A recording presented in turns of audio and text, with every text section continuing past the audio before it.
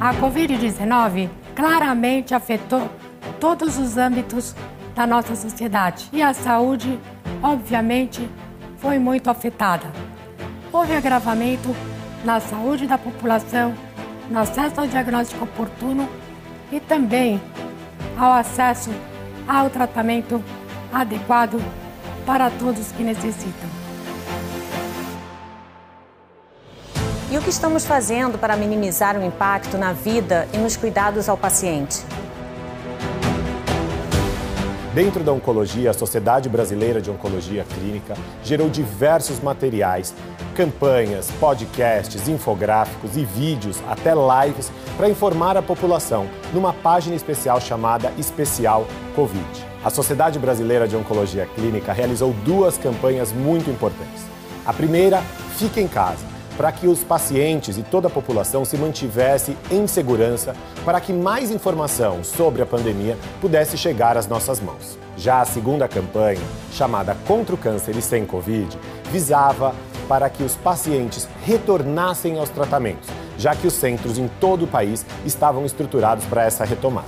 No início da pandemia, nós fizemos uma pesquisa que demonstrou uma redução de 70% do movimento dos laboratórios de anatomia patológica, representando que muitas pessoas estão deixando de fazer um diagnóstico precoce e fazer um tratamento na doença inicial, e o que acarreta um grande prejuízo ao desfecho final, como, por exemplo, o carcinoma de bexiga e de cólon, onde o diagnóstico e o tratamento precoce refletem no desfecho, que é a sobrevida dos pacientes. Nós percebemos um retorno ao nosso movimento normal, as pessoas estão buscando e tendo a oportunidade de fazer o seu tratamento no momento ideal. A Sociedade Brasileira de Cirurgia Oncológica se mobilizou nesse sentido.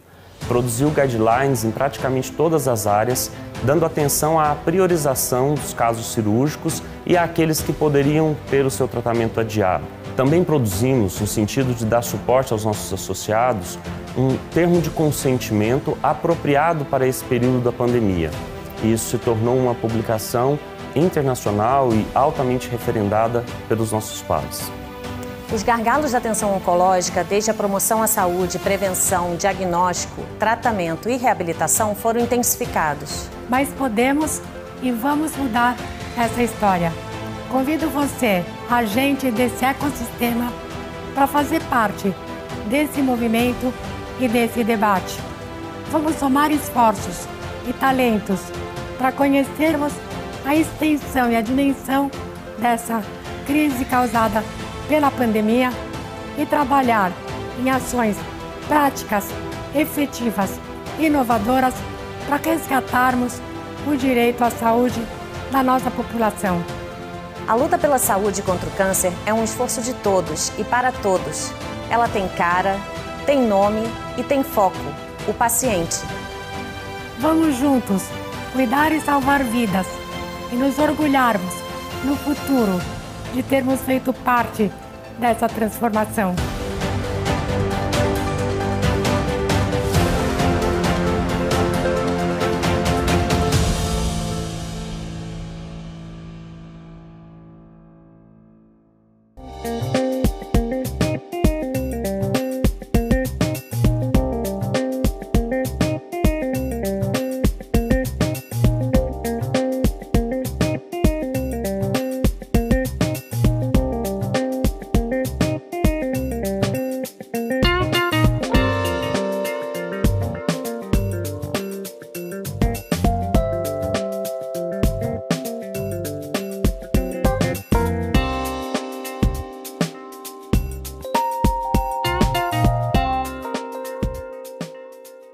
Olá, boa tarde. Sejam todos muito bem-vindos ao painel do City Cancer Challenge Foundation, o 8º Congresso Digital Todos Juntos contra o Câncer. Eu me chamo Ana Paula Dixon, sou jornalista e serei a mediadora deste encontro. O painel do CICAN tem como título Sistemas de Saúde mais sustentáveis, resilientes e personalizados.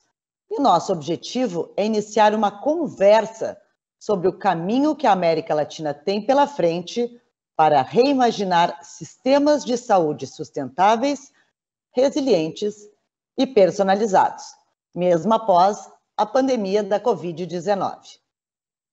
Reuniremos experts para discutir estratégias sobre como continuar a levantar dados para desenvolver sistemas de saúde mais sustentáveis na América Latina para o futuro.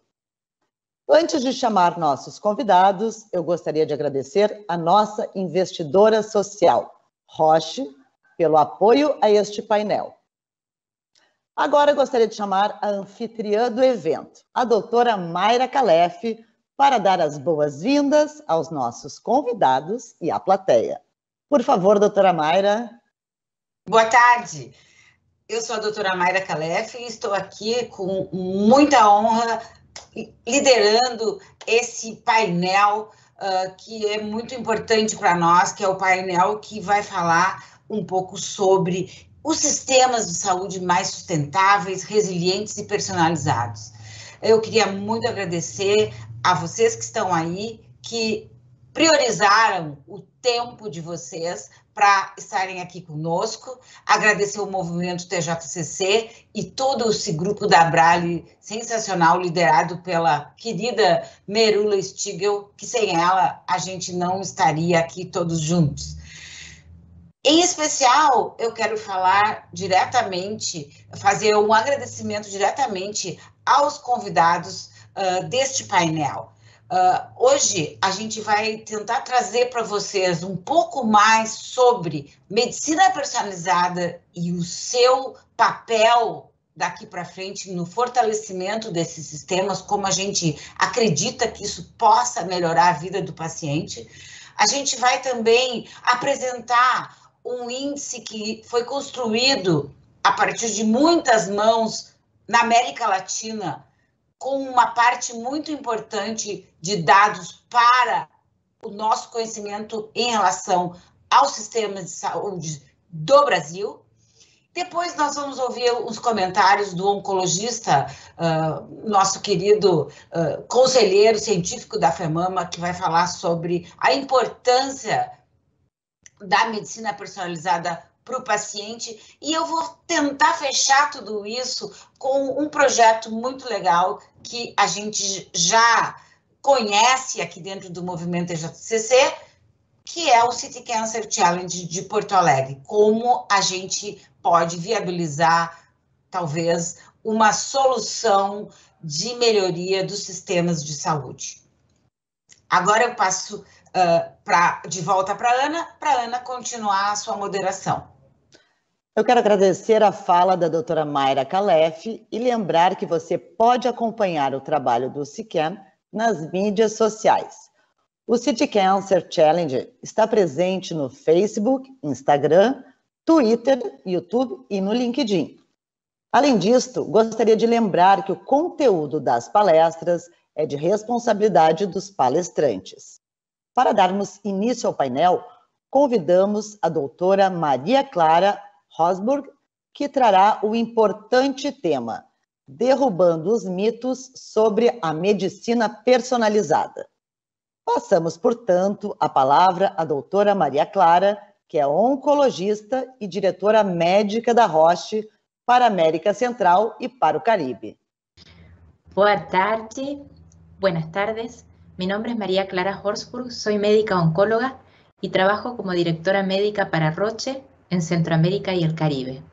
Es un enorme privilegio para mí formar parte de este encuentro.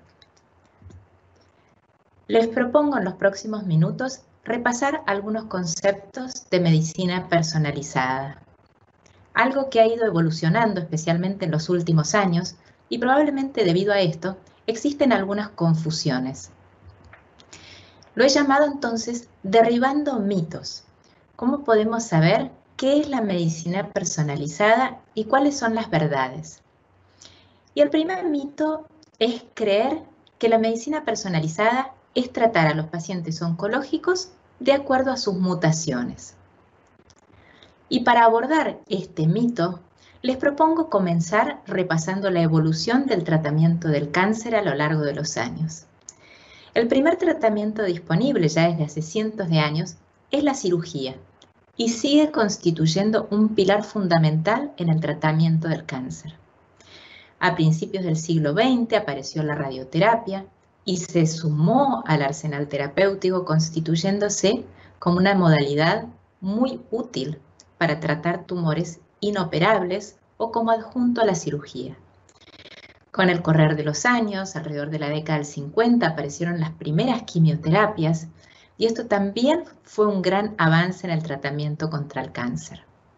Pero probablemente una de las revoluciones más importantes se produjo en la década del 90, cuando el avance de la ciencia permitió identificar algunas moléculas, a veces proteínas, a veces genes, que le conferían al cáncer su malignidad. Hacían que las células crecieran de forma descontrolada, que no murieran cuando tenían que morir.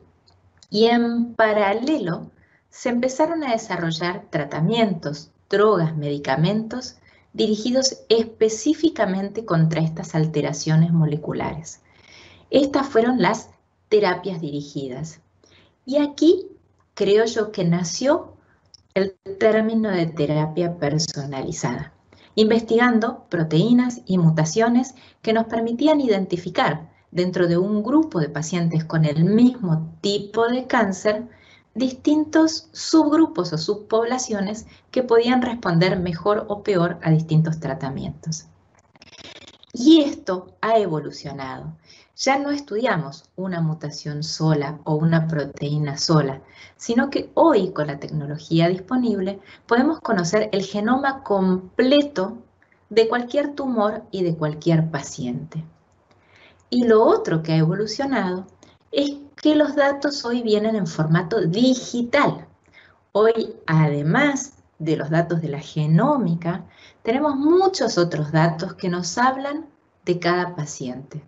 Datos digitales proveniendo de historias clínicas electrónicas, de expedientes clínicos electrónicos, datos digitales de imágenes digitales, de patología digital, datos que aportan los mismos pacientes. Hoy los pacientes pueden reportar todos los días, si quieren, cómo están respecto de sus síntomas o sus signos vitales, su temperatura, por ejemplo.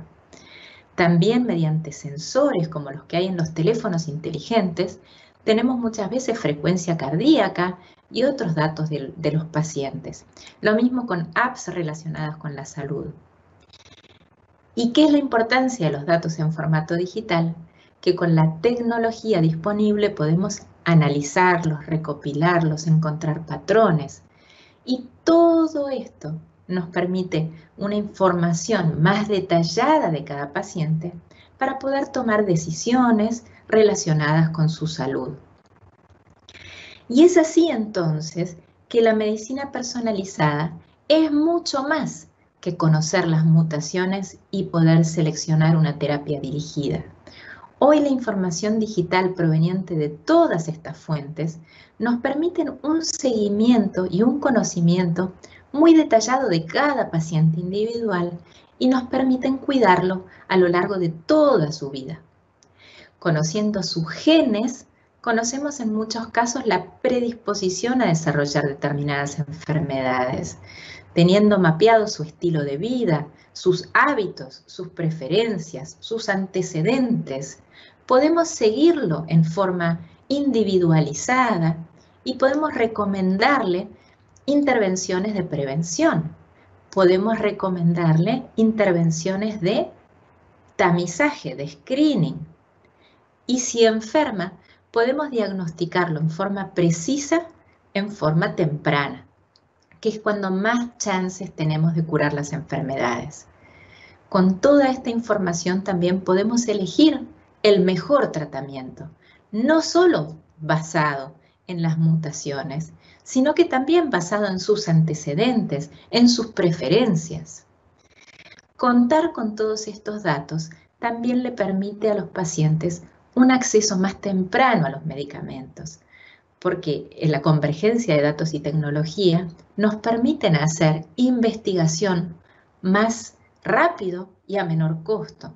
Les permite a las agencias regulatorias evaluar medicamentos nuevos de formas más integrales para poder brindar aprobaciones con bastante grado de certeza de que son eficaces y seguros los medicamentos en forma más rápida. Y también les permite a los pagadores una evaluación para poder aprobar aquellos medicamentos que son más probables que le sirvan a un paciente individual y evitar el costo de aquellos que ya sabemos que no van a funcionar.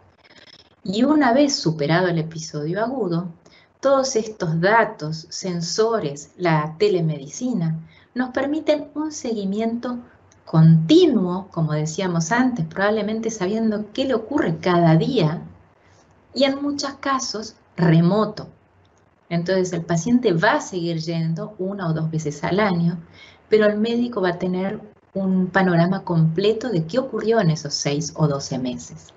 Es por eso que la medicina personalizada hoy es poder brindar a cada paciente la intervención apropiada en el momento correcto.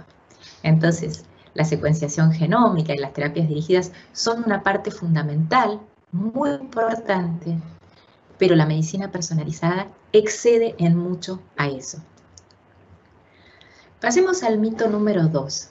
Una creencia bastante extendida es que la medicina personalizada es demasiado costosa y que no podemos tenerla en nuestros países. Ustedes son de Brasil, yo soy argentina, pero trabajo para la región de Centroamérica y Caribe, y hay una gran creencia que esto es para los países ricos. Y esto no es así. Hoy, la convergencia de datos y tecnología permiten a los sistemas de salud inversiones más eficientes de sus recursos. Pueden, por ejemplo, basado en datos, decidir a dónde invierten recursos financieros, humanos, tecnológicos. Pueden medir resultados y compararse con otras instituciones para buscar la mejora continua. Los profesionales de la salud, al contar con todos estos datos, pueden hacer diagnósticos más certeros, más tempranos y elegir el mejor plan de cuidado para cada paciente, evitando errores que hacen al paciente perder tiempo y hacen al sistema perder dinero. Para los pagadores, como dijimos antes, tener una mayor certeza de qué medicamento le va a servir a cada paciente, le permiten gastar el dinero, invertir en eso y evitar el costo de terapias que no le van a servir.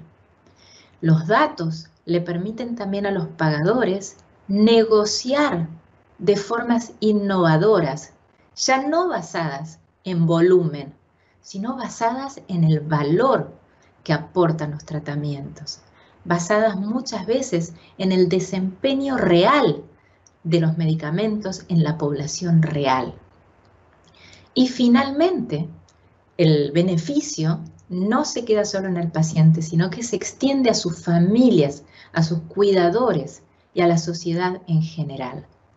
Es por eso que la medicina personalizada, que es el cuidado de la salud basado en datos, sus beneficios trascienden al paciente individual y tienen el poder de transformar a los sistemas de salud para hacerlos más eficientes y de esta manera hacerlos más sostenibles y resilientes. Y finalmente el mito número 3. Hay mucha gente que piensa cuando hablamos de medicina personalizada que estamos hablando del futuro, que eso todavía no nos llegó, que en algún momento llegará, pero que es el futuro. Y esto nuevamente es un mito. Y acá les traigo una herramienta que a mí me parece muy útil y muy linda, que se llama Índice de Medicina Personalizada de América Latina. Y ahí al pie de la diapositiva está el link, por si les interesa explorarlo. Es una herramienta lindísima. ¿Y qué ha hecho esta herramienta? Ha identificado cuáles son los componentes de la medicina personalizada para que no se quede en un concepto abstracto. Y los ha agrupado en 4 signos vitales, que lo llaman. Estos indicadores clave o componentes los ha agrupado en los 4 signos vitales, que son el contexto político, si esto de la medicina personalizada está en la agenda política, la legislación que protege, por ejemplo, la privacidad de los datos, legislación que le permite a los pacientes acceder a los datos de los sistemas de salud y a sus propios datos. Un segundo signo vital o pilar que se refiere a los servicios de salud, la cobertura universal, cuán accesible está la medicina personalizada para los pacientes. Un tercer pilar o signo vital relacionado con información en salud, que vienen a ser los datos y esa infraestructura que genera datos, como ser los expedientes electrónicos, las plataformas para secuenciación genómica, y el conocimiento, la educación para poder usar esos datos. Y un último, cuarto pilar que se refiere a la tecnología, a los dispositivos, las aplicaciones, las plataformas y el reembolso de todo esto. Este índice, Roche es el patrocinador, pero lo ha elaborado un grupo independiente. El marco, el framework, lo ha hecho el Instituto de Copenhagen de Estudios Futuros y se ha hecho como resultado del trabajo de expertos que han evaluado la bibliografía, la información pública disponible para hacer este índice. ¿Y por qué es importante el índice?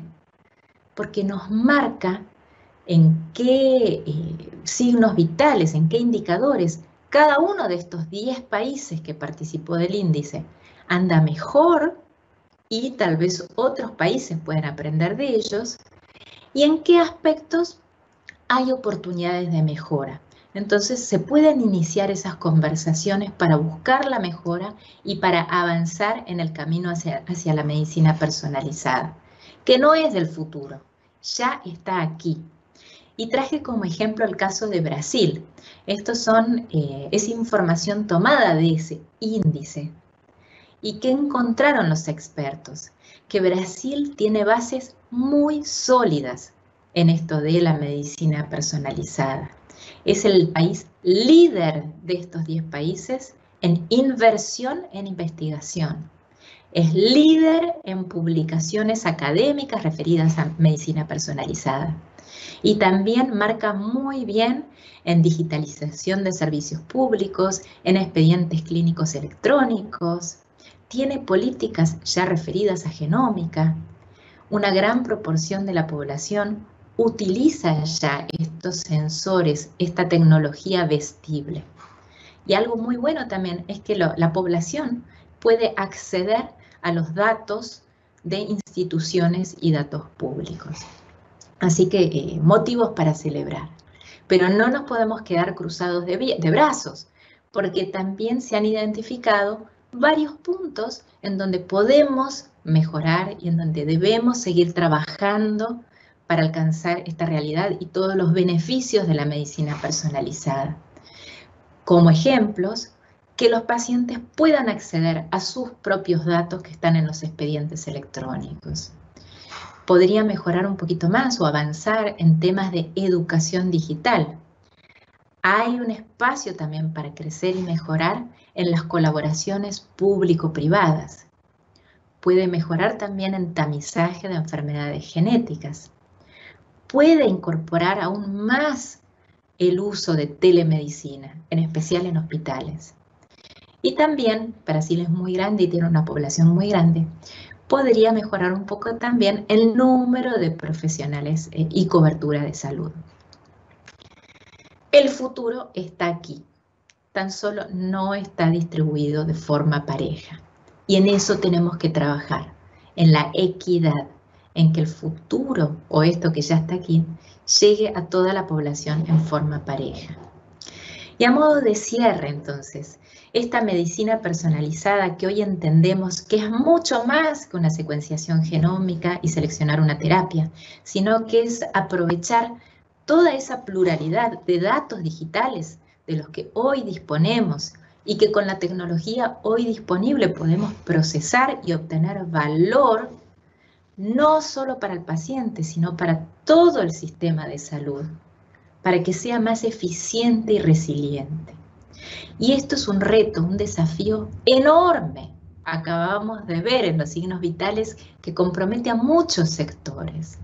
Entonces es imprescindible el diálogo multisectorial para poder avanzar. Y yo sé que hoy vamos a hablar de esto y me llena de admiración de este movimiento que es el City Cancer Challenge, que es un movimiento que busca mejorar el acceso al cuidado de los pacientes oncológicos en forma equitativa y con alta calidad. Y el City Cancer Challenge es un gran catalizador, es un gran articulador que busca sentar a la mesa a todas las partes involucradas, el sector público, el sector privado, la academia, las organizaciones de pacientes, para que juntos puedan ponerse a trabajar sobre estos puntos que el índice de Future Proofing Healthcare, el índice de medicina personalizada en Latinoamérica, ha logrado identificar. Así que tenemos la hoja de ruta, que es el índice, y tenemos el catalizador, el articulador, que es el City Cancer Challenge. Y todos tenemos el mismo objetivo común, que la medicina personalizada sea una realidad en nuestros países. Muchísimas gracias por su atención. Obrigada, doutora Maria Clara, pela sua presença e por trazer assunto tão relevante para este momento. O CICAN está com este time de especialistas para trazer informações de qualidade para o enfrentamento do câncer aqui no Brasil. Eu convido agora o Sr. Bog Eliassen para compartilhar pouco de sua experiência como diretor de saúde do Copenhagen Institute for Future Studies. O Sr. Eliassen iniciou o processo Nordic Health 2030 e tem papel fundamental no Índice de Saúde e no Movement Health 2030, que aspira a melhorar a saúde aplicando o novo paradigma da saúde. Muito obrigada, Sr. Eliassen. Bom dia, sou Bog Eliassen, Diretor de Saúde do Copenhagen Institute for Future Studies. A maioria dos sistemas de saúde tem estes desafios fundamentais: aumento de carga de doença, o triple squeeze e o foco na doença.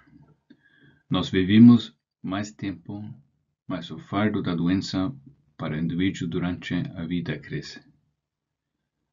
Cada pessoa tem mais anos de doença. Na América Latina, vemos triple squeeze: doenças transmissíveis, doenças por mau estilo de vida e mortes desnecessárias devido a causas extremas como acidentes de trânsito, trabalho e violência. O sistema é centrado em doença e não em saúde. Se a intervenção é realizada cedo, o gasto de saúde será menor. Esta ilustração pode ser utilizada para as doenças crônicas para ver a lógica do sistema de atenção à saúde típico dos dias de hoje. Nós sabemos que se deve intervir mais cedo, seja com prevenção ou uma intervenção precoce. Mas hoje só se faz financiamento bastante tarde nos processos quando o efeito ou impacto é possivelmente menor e o preço muito mais alto.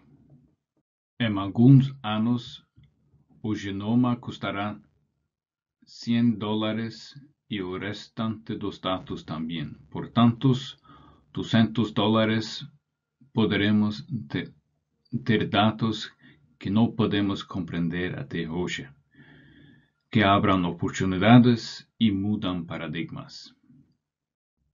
Mas de que se trata tudo isso?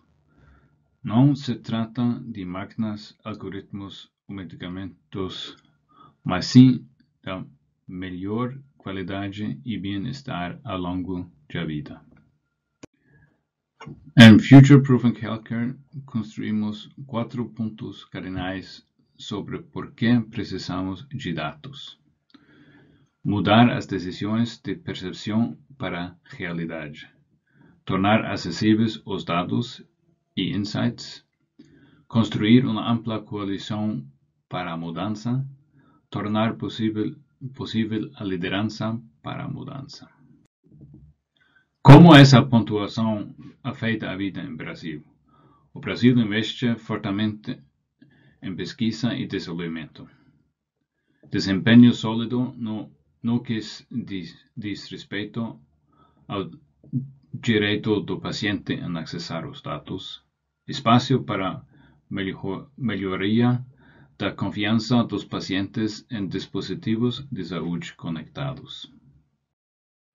O índice é construído em 4 pilares: informação sobre saúde, serviços de saúde, tecnologia personalizada e contexto político. Aqui podemos ver que o acesso de pacientes a dados é muito bom no Brasil, mas ao mesmo tempo a infraestrutura para realmente utilizar os dados não é boa.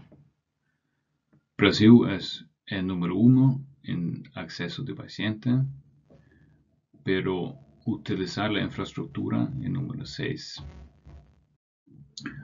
O orçamento para pesquisa e desenvolvimento é alto e os números de artigos acadêmicos também são altos, mas a equidade é muito baixa. O número de pessoas usando dispositivos vestíveis é bastante alto, Brasil número 3, mas a conexão com serviços de saúde não é boa, Brasil número 10. Contexto político. As políticas públicas em relação à genômica são maduras, mas o investimento para PMEs é baixo. O Brasil é o número 3 em políticas de genômica, mas em financiamento, número 9. A saúde personalizada é uma ferramenta para construir um sistema de saúde sustentável. É um cenário no qual cada cidadão tenha maior e melhor qualidade de vida, portanto, tendo dados e evidência de informação, será possível e interoperabilidade e assim encontrar o caminho ideal para a geração de saúde personalizada. Para um avanço no Brasil, é essencial que se conte com maior colaboração entre as entidades de saúde e, sobretudo, que o compartilhamento de dados seja acessível. Muito obrigado pela atenção. Obrigada, Sr. Bogue Eliassen, pela sua presença e por compartilhar a visão internacional sobre medicina personalizada. E nós convidamos agora o Dr. Gilberto Amorim. Ele é médico oncologista, coordenador nacional de oncologia mamária da Oncologia DEOR. O Dr. Amorim irá comentar com base na sua experiência profissional e destacar alguns pontos sobre os temas tratados até aqui. Obrigada, Dr. Amorim. Olá, meu nome é Gilberto Amorim, sou oncologista clínico aqui do Rio de Janeiro, membro do Conselho Científico da FEMAMA. Queria agradecer muito a oportunidade de estar aqui com vocês nesse 8º Congresso Digital do Todos Juntos contra o Câncer. Eu queria falar um pouquinho sobre a importância da medicina personalizada, o que esse termo, que pode ser muito amplo até mesmo na minha visão, e qual é a importância disso para as nossas pacientes, né? Então, assim, eu acho que a evolução do câncer, do tratamento do câncer, e não só do câncer de mama, mas usando como base a minha experiência pessoal com câncer de mama há mais de 20 anos, que eu cuido dessa patologia em especial, é fundamental. A gente não faz hoje as mesmas coisas que a gente fazia há poucos anos atrás, e se a gente olhar para 10, 15, 20 anos atrás, a diferença é brutal. Existe uma frase em inglês que a doutora Martine Picard, pelo menos foi ela a primeira vez que eu ouvi, que se encaixa bem nesse perfil do tratamento, de falar de one size fits all. É como se a gente colocasse um sapatinho e mandasse todas as mulheres calçarem o mesmo sapatinho na questão do tratamento oncológico. O que é absolutamente estranho hoje a gente imaginar que as mulheres vão receber o mesmo tratamento com diferentes cânceres de mama. A gente sabe hoje de diferentes tipos moleculares de câncer de mama, receptor hormonal positivo, hiperexpressão de HER2, e aí tem o triplo negativo. Então, claro, esses conceitos hoje os pacientes dominam, inclusive, muitos pacientes sabem dizer que tipo de câncer de mama elas têm. Então, houve um tempo que o NIH, que é como se fosse o INCA americano, dizia que toda paciente com câncer de mama com pelo menos 1 centímetro de tumor invasivo devia fazer quimioterapia. Isso hoje é quase uma peça de museu, aquele slide que a gente usa na aula para os alunos, para os residentes, só para chamar a atenção de como é que a gente fazia umas coisas muito estranhas, e a gente evoluiu bastante nesses últimos anos. Então, o que eu entendo por medicina personalizada começa do básico, e a gente tem que brigar para que coisas... Não adianta só discutir receitas sofisticadas e às vezes esquecer o feijão com arroz. Um receptor hormonal bem feito para checar estrogênio e progesterona é medicina personalizada. Eu vou dar um anti-hormônio para aquela paciente que for verdadeiramente receptor hormonal positivo. Isso é fundamental, e nem sempre a qualidade dos exames é tão boa quanto a gente gostaria. Isso vale para HER2. 15 a 20% das pacientes têm a hiperexpressão do HER2, o teste é fundamental. Isso vale mais recentemente para a imunoterapia. A gente precisa conhecer cada vez mais que tipos de pacientes se beneficiam de imuno, a expressão do PDL1, é um teste hoje em dia que pode ser feito muitas vezes em biópsias de doença mais avançada, eventualmente em casos mais iniciais, e tudo isso parte de um teste muito direcionado, porque está claro que a gente não vai dar imunoterapia para todo mundo, está claro que a gente não vai dar anticorpos monoclonais anti-HER2 para todo mundo, está claro que a gente não vai fazer quimioterapia para todo mundo, porque isso não é necessário. A gente fazia muitas coisas de uma maneira assim, olha, faz tudo, e na verdade hoje em dia não é assim. Então, por exemplo, painéis moleculares sofisticados em pacientes recém-operadas, como o Oncotype DX, o MammaPrint e outras versões, são painéis que mostram para a gente qual é exatamente o risco de recidiva desses pacientes, e será que todas as pacientes precisam de quimioterapia pós-operatória? Está claro que não precisam. E alguns desses testes fazem com que a gente efetivamente reduza a prescrição de quimioterapia preventiva, né, vamos chamar assim, o adjuvante é preventivo, e com testes como esse, a gente pode reduzir a prescrição de quimioterapia, às vezes, em 60%, 70%. Então, o teste é caro, muitas vezes, mas ele consegue selecionar uma população que efetivamente precisa de quimioterapia e tirar do salão de quimioterapia um número expressivo de mulheres que não têm essa necessidade. Então, esse é só um exemplo de onde a personalização da medicina pode chegar. Um painel genômico, são genes de comportamento do câncer, não tem nada a ver nesse momento aqui não tem nada a ver com a parte genética de herança de família. Você faz um painel molecular naquele câncer de mama operado e aí você entende se essa paciente tem mais risco ou menos risco. Também não é todo mundo que precisa desse teste. Esses testes, em geral, são para pacientes receptor hormonal positivo. E tem um número de exemplos onde a gente está avançando também nos cânceres mais metastáticos, por exemplo. Você às vezes pode fazer biópsias da metástase e não só fazer o feijão com arroz, de testar que tipo de carcinoma é, se é mesmo recidiva, se é um outro tipo de câncer, mas também fazer painéis moleculares muito sofisticados que podem identificar características que é como se a gente estivesse pensando um pouco fora da casinha. Eu não preciso só, nesses pacientes, achar que eu tenho que testar receptor hormonal, HER2, eu posso verificar hoje coisas muito modernas, como instabilidade microsatélite, carga mutacional, e, de novo, não são testes baratos, não estão acessíveis para boa parte dos pacientes ainda, mas essa evolução ela é impressionante, e alguns grupos já pesquisaram intervenções usando esse tipo de estratégia, conseguindo muitas vezes um desfecho melhor, e muitas vezes isso pode ser custo-efetivo. Você está deixando de fazer alguns tratamentos que podem ser até fúteis, especialmente numa doença mais avançada, em que você faz muita coisa empírica ainda. Então, a medicina personalizada ela vai vir para diminuir esse empirismo das nossas escolhas de tratamento, seja na doença mais inicial, seja na doença mais avançada. Isso é um work in progress, isso é um trabalho que é muito grande e não se encerrou e não vai se encerrar nunca. É como se a gente precisasse realmente conhecer de forma muito sofisticada aquele nosso inimigo e estabelecer a melhor estratégia de tratamento contra esse nosso inimigo. Em algumas doenças isso está um pouco mais avançado. Em câncer de pulmão, hoje tem muitos painéis importantes, muitas terapias de imuno que precisam de testes que são até razoavelmente disponíveis hoje. Em algumas outras doenças, esses avanços não estão tão na vanguarda, mas caminhando, e caminhando de uma forma positiva. Painéis genéticos, já que a gente falou de herança familiar, sim, essa é uma outra coisa que pode ajudar a direcionar uma medicina mais personalizada. Nem toda mulher precisa de uma cirurgia radical preventiva, por exemplo, para a parte ginecológica ou para a mama, mas painéis genéticos podem mudar a história de muitas dessas pessoas, muitas dessas famílias, inclusive.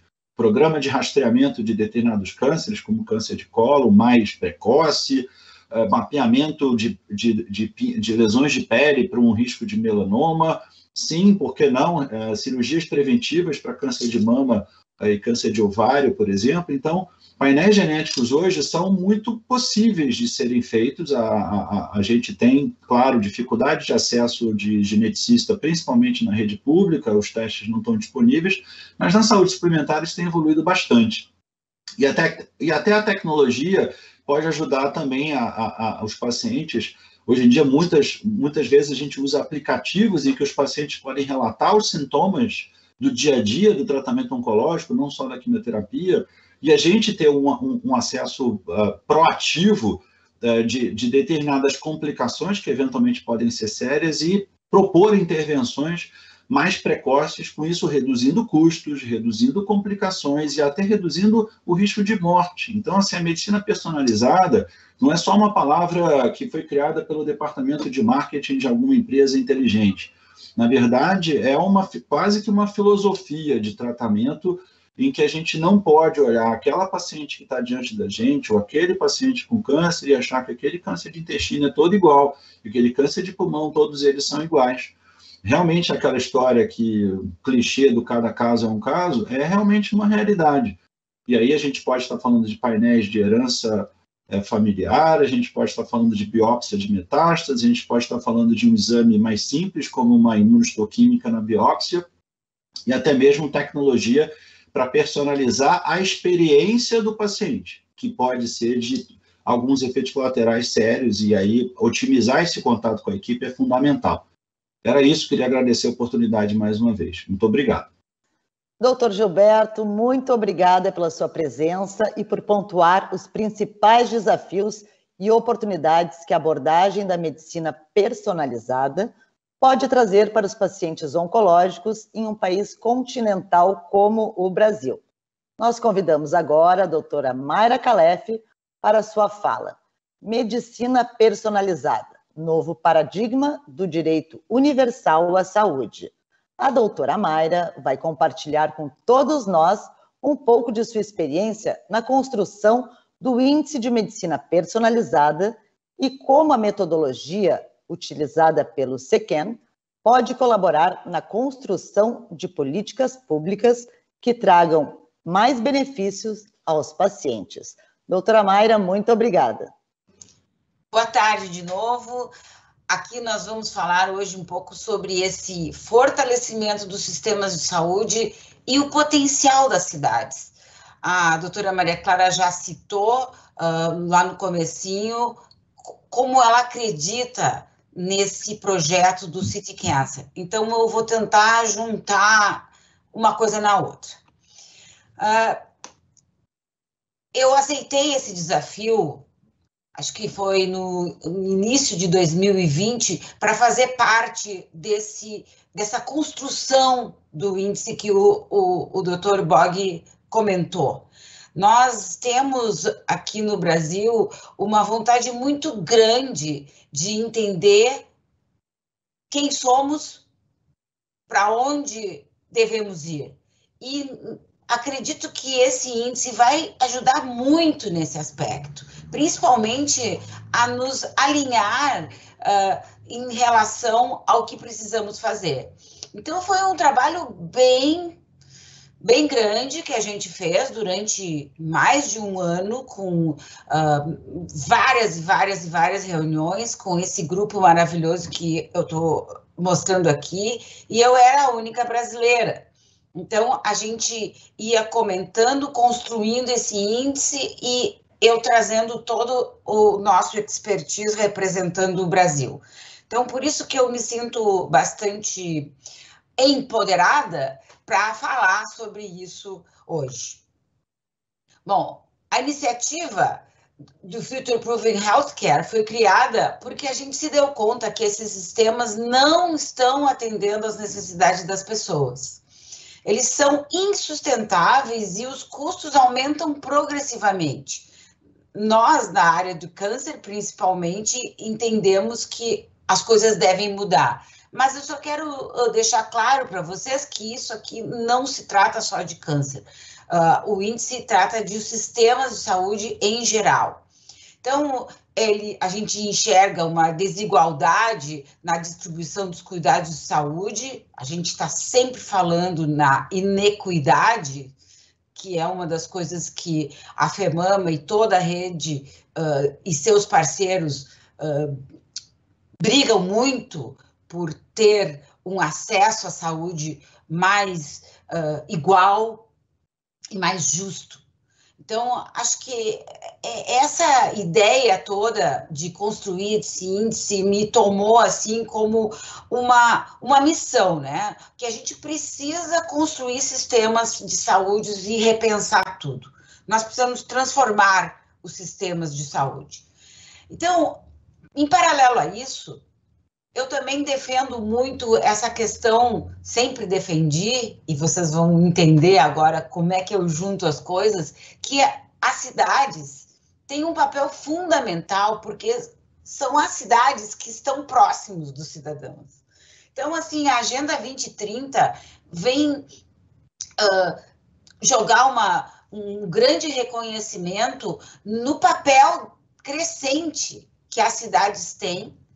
E isso vem das Nações Unidas, né, no desenvolvimento sustentável, que fala que a importância das cidades, que sem elas será impossível transformar e construir, administrar as suas populações. Então, existe muita literatura a respeito disso e eu acho que é uma coisa muito importante para a gente atentar. Bom, quando eu estava como board member do ICC, que foi de 2012 a 2018, lá no comecinho, a gente começou a construir essa ideia que a gente precisa... O problema era global, todos tinham o problema do câncer e de muitas doenças não comunicáveis, mas a solução era local. Então, apoiado nisso, o ICC começou a construir um projeto chamado City Cancer Challenge, que apoiaria cidades de todo o mundo para alcançarem um acesso equitativo e de qualidade no tratamento. Então, essa abordagem de fazer com que as cidades gerassem impacto em nível nacional, em nível local, seria o suficiente para talvez transformar o que a gente vê de acesso à saúde hoje em dia. Mas a ideia era, a partir de debates nas cidades, a gente construir e criar soluções. Então, o ICC, União para o Controle Internacional do Câncer, na reunião anual do Fórum Econômico Mundial de 2017 em Davos, ela lançou o City Cancer. Foi uma incrível, assim, o acolhimento que se recebeu. Eu ainda vivi esse momento. E em 2019 já estava tão grande todo essa iniciativa do City Cancer que passou a ser uma fundação independente do ICC.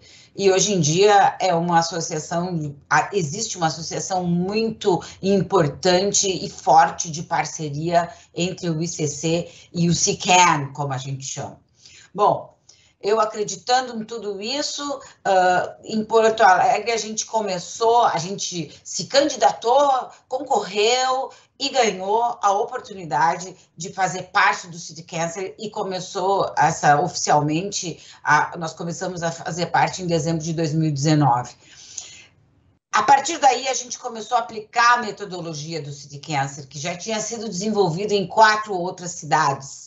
E nós fomos a primeira cidade realmente a tentar colocar em prática realmente a metodologia, trabalhando de uma forma multissetorial, de uma forma colaborativa, para buscar soluções na maioria do sistema de saúde e que impactasse de alguma forma também o sistema de saúde nacional através dessa estratégia local.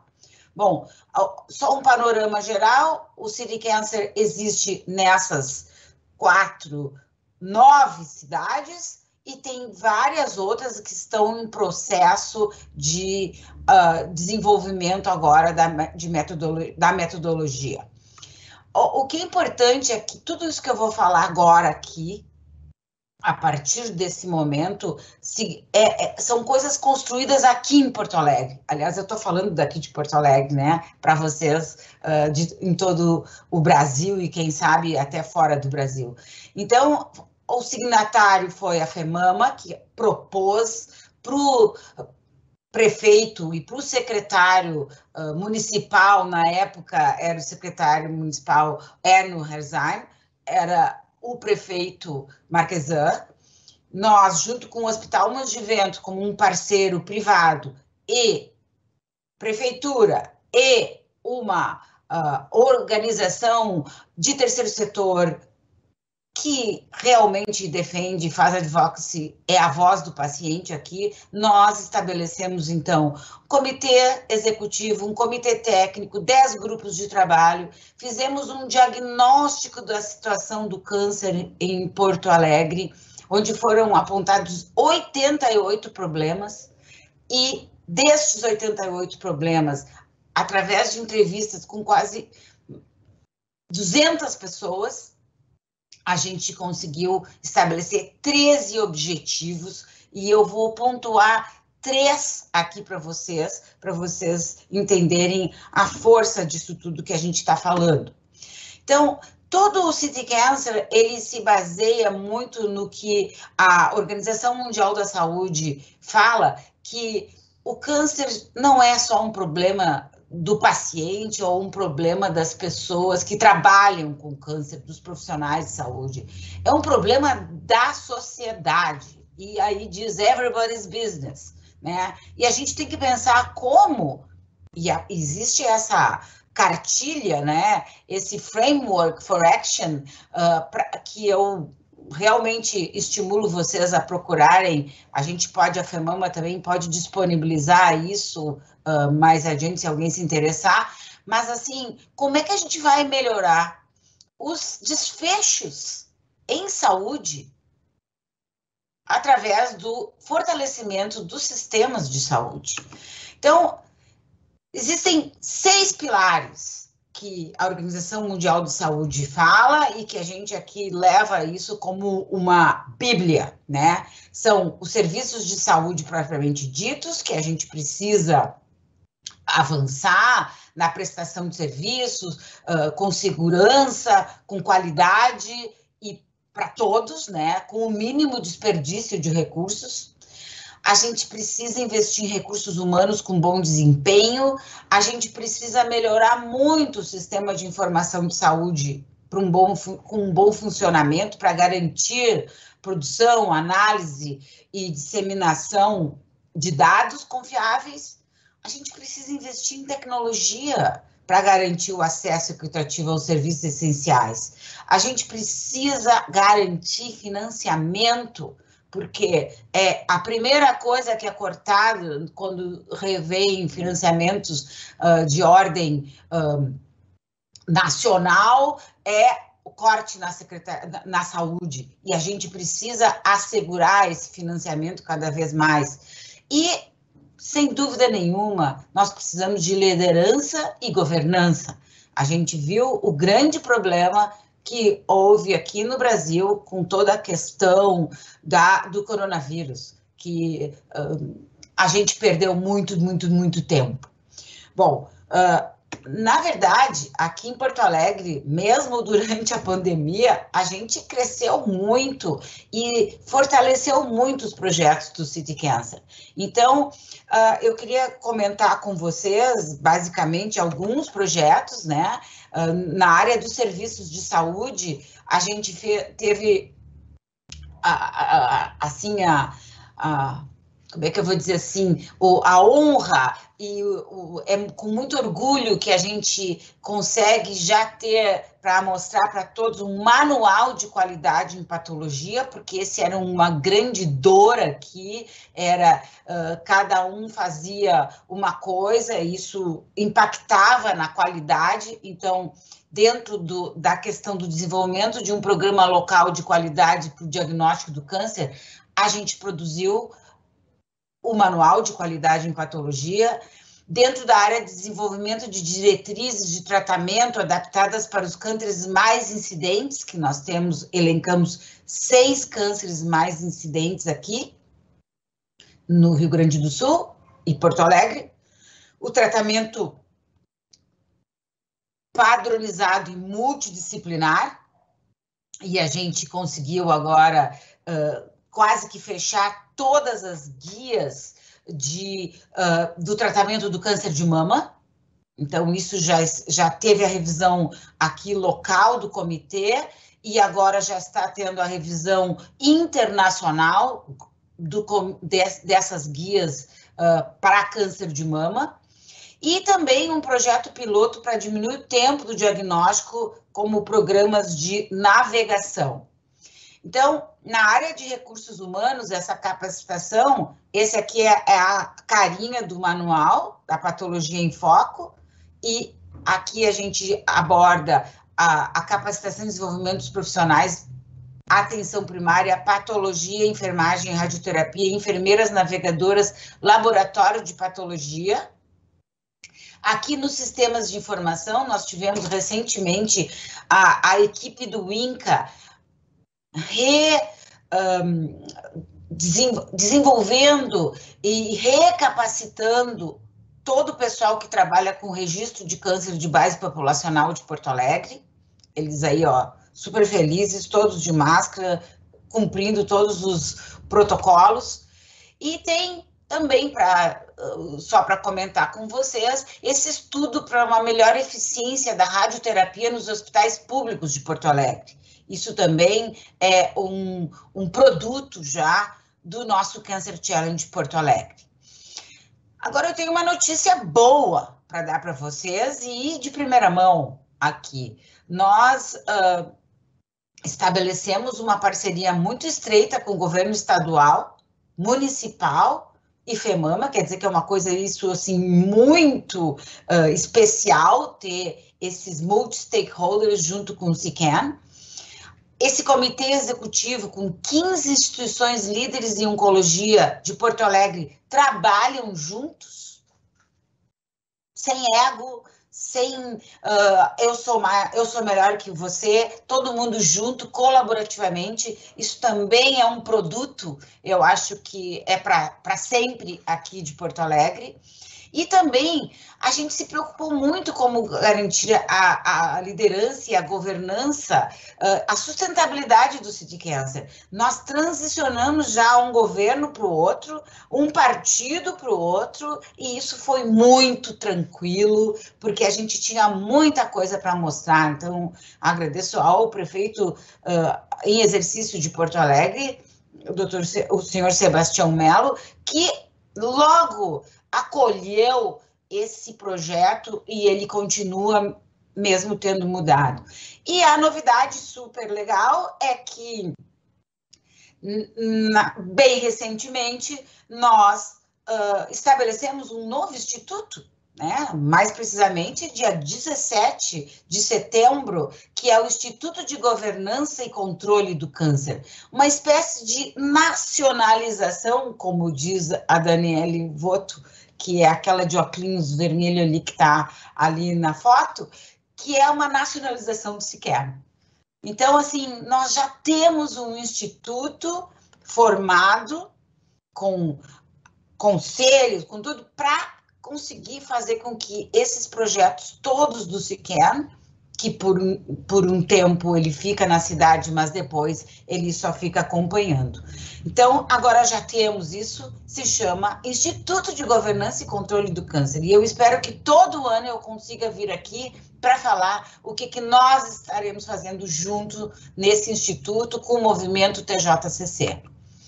Em conclusão, os sistemas de saúde precisam de uma transformação, infraestrutura, dados de qualidade, decisões baseadas em dados de pacientes com maior eficácia, menor custo, um treinamento permanente dos profissionais de saúde. Nós temos que ter acesso a novas tecnologias de medicina personalizada. Apesar de terem dito que o Brasil caminha mais rápido e ele tem ele pontua muito bem no índice, acho que nós temos ainda muito a avançar e eu acredito muito na colaboração público-privado, que isso aí eu acho que é uma coisa que a gente tem que buscar esse tipo de parceria. E nunca deixando de ter o engajamento do paciente para a melhoria das linhas do cuidado. Se a gente não ouvir o paciente, nós não vamos no rumo certo.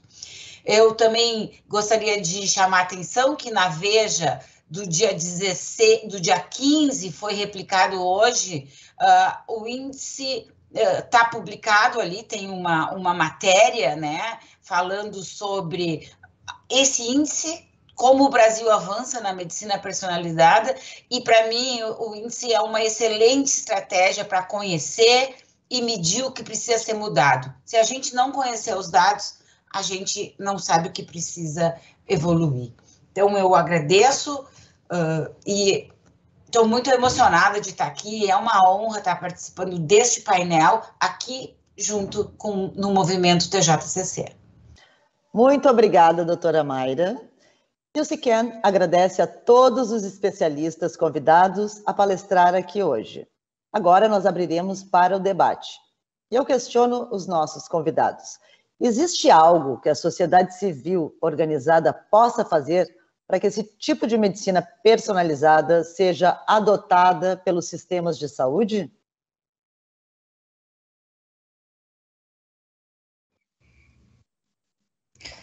Olá, pessoal, bem-vindos ao nosso debate.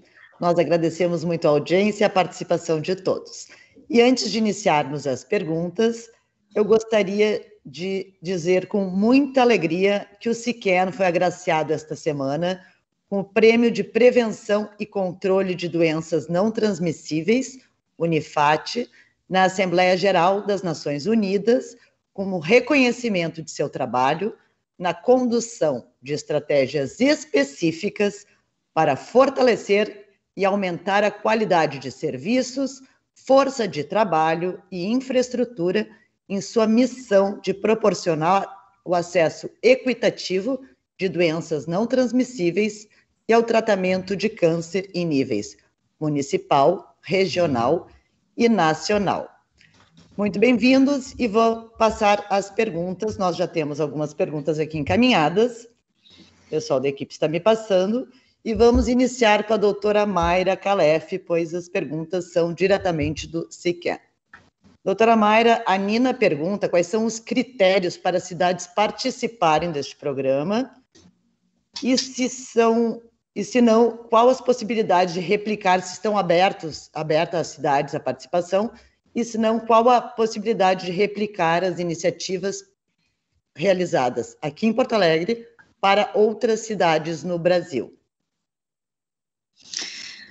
Essa é uma excelente pergunta, porque a gente fica realmente com vontade de ter SICEMs por todas as cidades, né? Porque essa iniciativa, ela constrói uma vamos dizer assim, um corpo docente de gestão muito, muito interessante.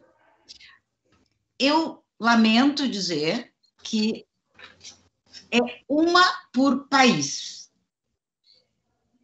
Então, a gente não vai ter oportunidade, nesse momento, de aplicar num edital para outros CITCAMs.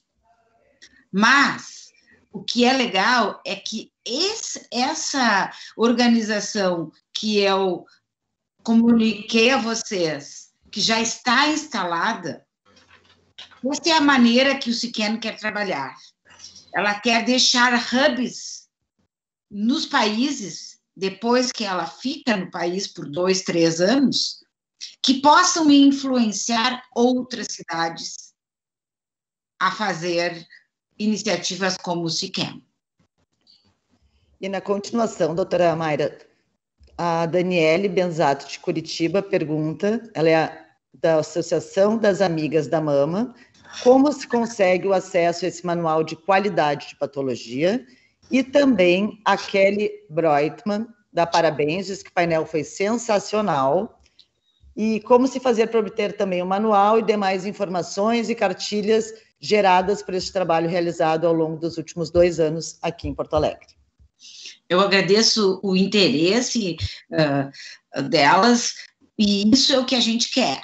Então, como a gente tem um grupo aqui trabalhando no administrativo, vamos dizer assim, do City Cancer, porque nós somos City Cancer, a Daniele Voto, que eu já mencionei antes, é a City Manager, que pode fazer esse tipo de parcerias, e eu convido vocês a entrar na página do City Cancer Porto Alegre, que nós temos uma página, eu não tenho agora aqui o www, mas a gente pode deixar isso como uma pergunta para ser devolvida através da nossa equipe gerencial.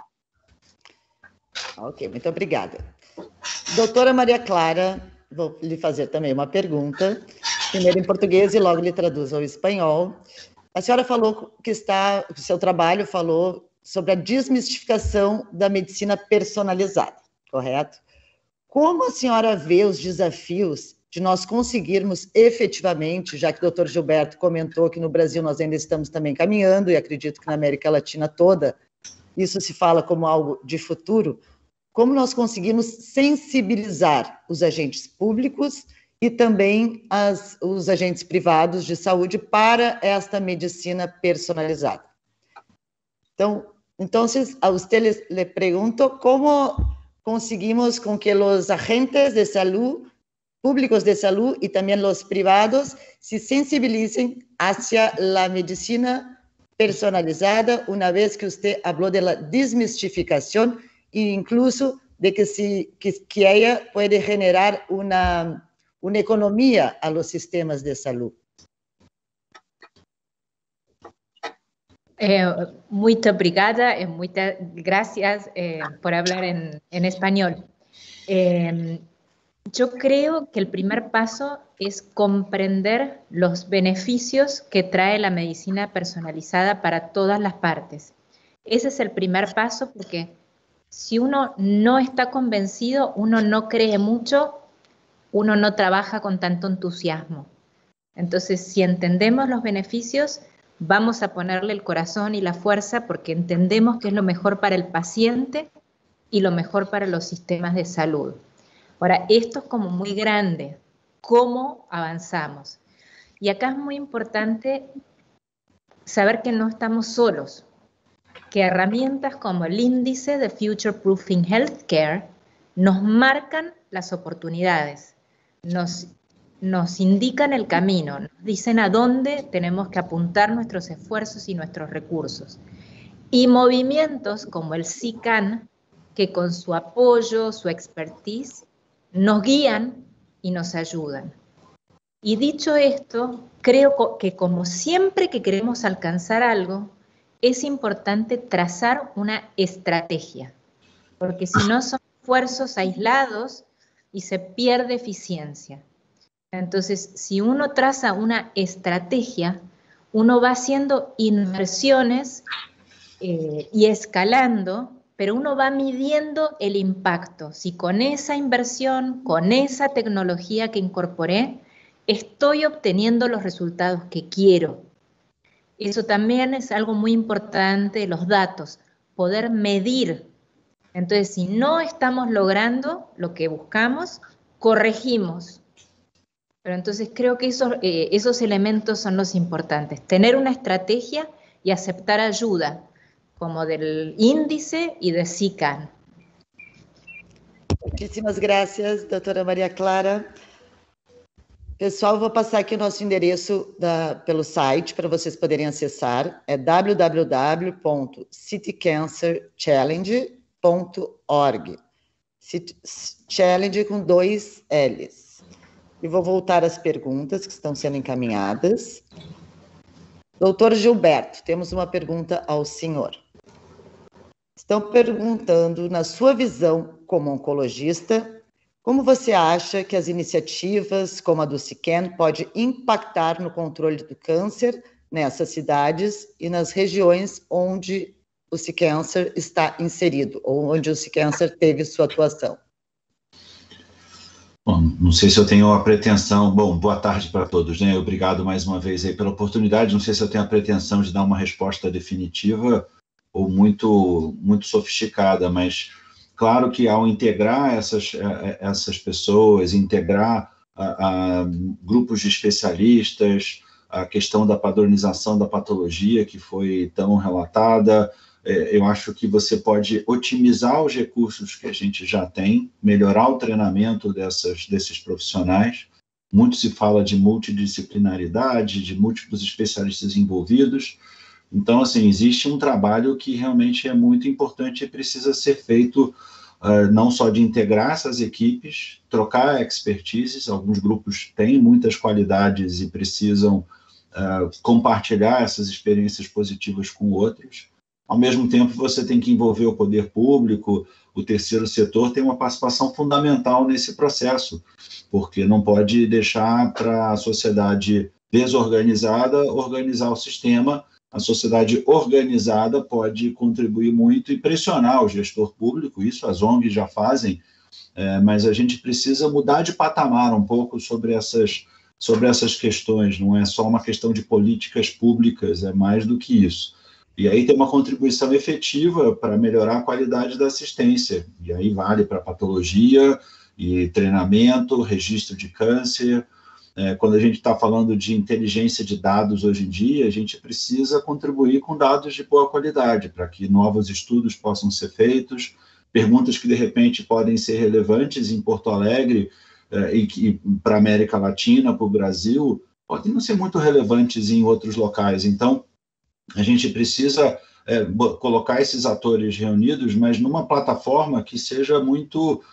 que seja agregadora no melhor sentido da palavra, juntando as energias, as forças, para aumentar a qualidade do cuidado que a gente vai oferecer para os pacientes. E neste caso, doutor Gilberto, eu complementando pela fala da doutora Mayra, como há esse plano de continuidade a partir do Instituto, também existe um plano deste grupo, né, que trabalhou para dar seguimento a todo esse trabalho realizado ao longo dos últimos anos e que claramente vai sendo desenvolvido futuramente, passo a passo, com as aprendizagens, né? E localizando agora em Porto Alegre, doutora Mayra, tem mais uma pergunta. O Valdir Lopes Morelli pergunta, senhora, como considera que o Pacto Alegre, se considera que o Pacto Alegre é um parceiro do CITICAN? Só para localizar o pessoal, o que é o Pacto Alegre? É uma organização da sociedade civil que também trabalha em prol de algumas melhorias na cidade, correto?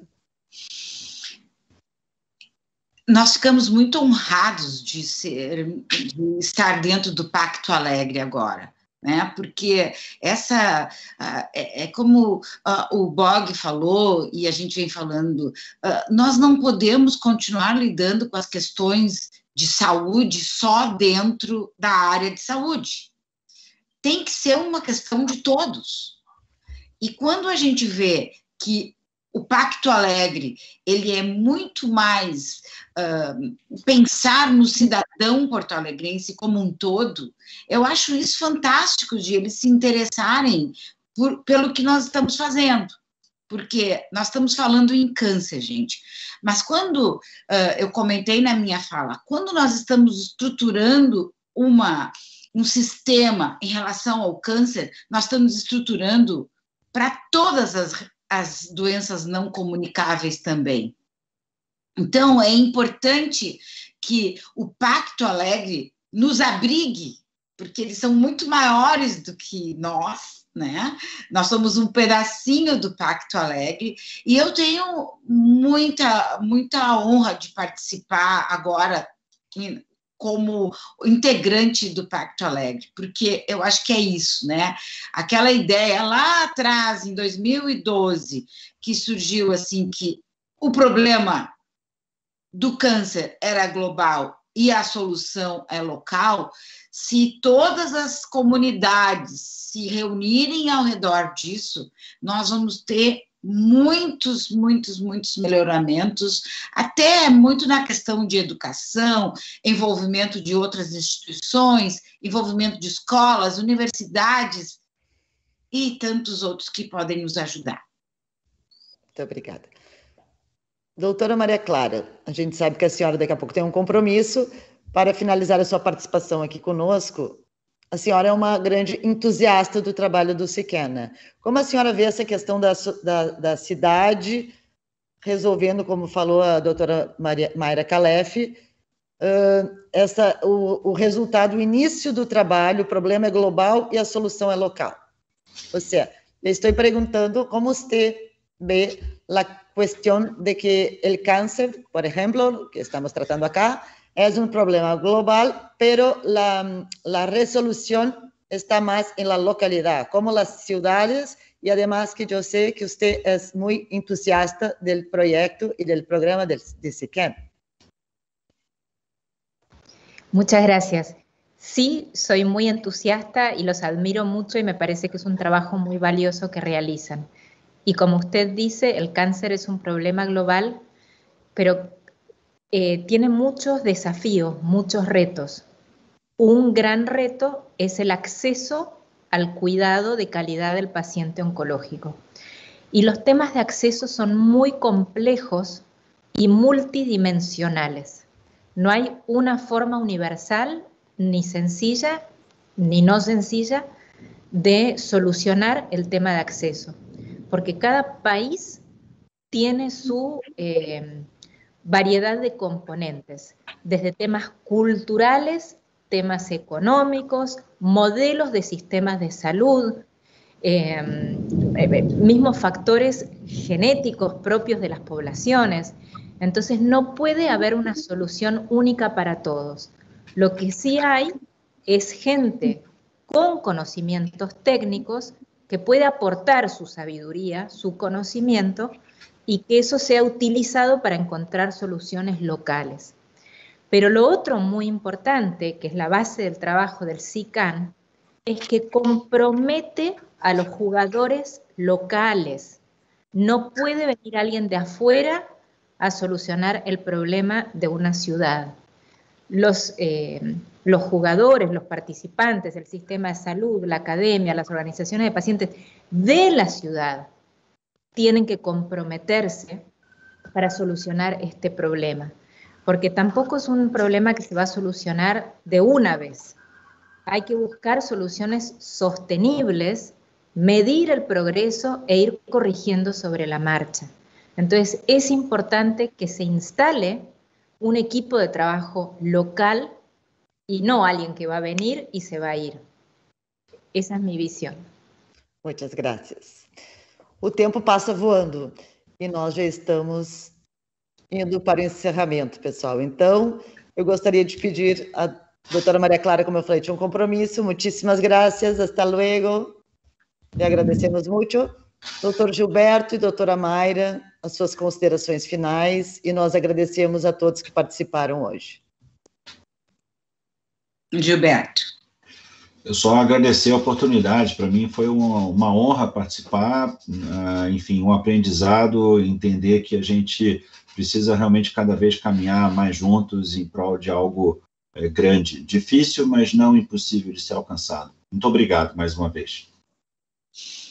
Eu estou muito orgulhosa desse painel, porque aqui a gente colocou em prática, na verdade, com soluções bem claras, tanto do índex para medicina personalizada, em saúde em geral e com foco em câncer, depois, porque essas discussões, elas são o início de uma grande trajetória, e nós estamos aqui no Todos Juntos contra o Câncer, conversando e propondo essas mudanças.